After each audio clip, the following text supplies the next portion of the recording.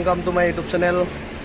ভাবিছিলোঁ যে কন্যাকুমাৰী যাম আৰু কন্যাকুমাৰী যাবলৈ নাপালোঁ, কিছু মনটো বেয়া লাগিছে। তথাপিতো এডোখৰ ঠাইলৈ ঘূৰিবলৈ যাম বুলি ভাবিছোঁ।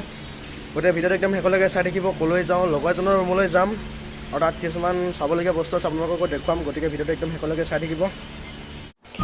সেনেকৈ এখোজ দুখোজকৈ ওলালোঁ লগৰ এজনৰ ৰুমলৈ আৰু তেওঁলোক আমাৰ পৰা প্ৰায় 200 কিলোমিটাৰমান দূৰত থাকে।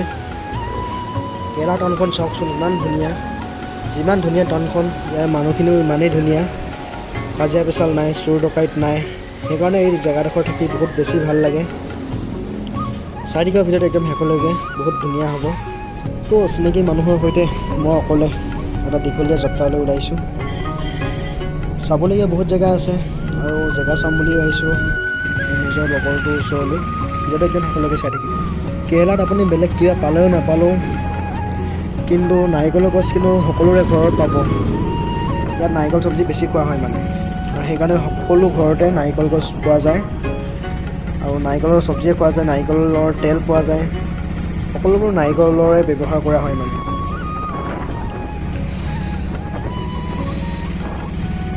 আমি যোনডোখৰ জেগাত আহিম বুলি কৈছিলোঁ সেই জেগাডোখৰ আহি পাই গ'লোহি আৰু জেগাডোখৰ অলপ দেখুৱাম, ভালকৈ চাই থাকিব।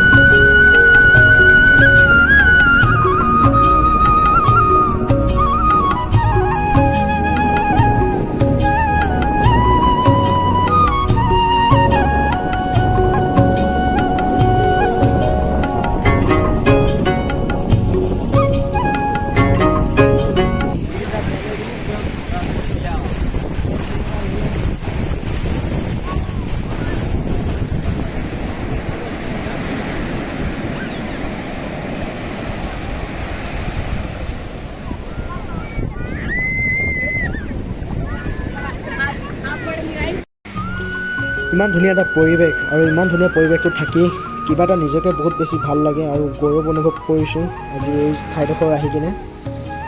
মানে ইমানজন হাজাৰ হাজাৰ মানুহ, তাৰ মাজত মই অচিনাকি আৰু লগৰকেইটাৰ লগত ইমান ভাল লাগিছে আজি।